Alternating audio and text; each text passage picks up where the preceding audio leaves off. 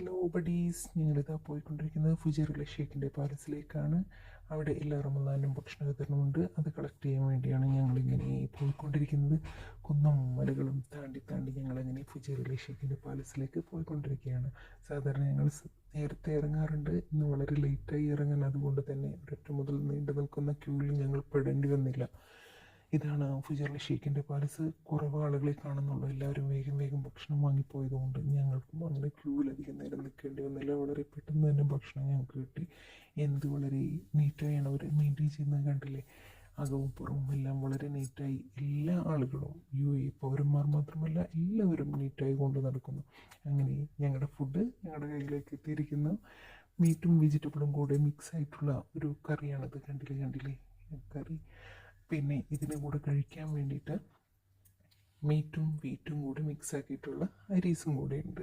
കണ്ടില്ലേ.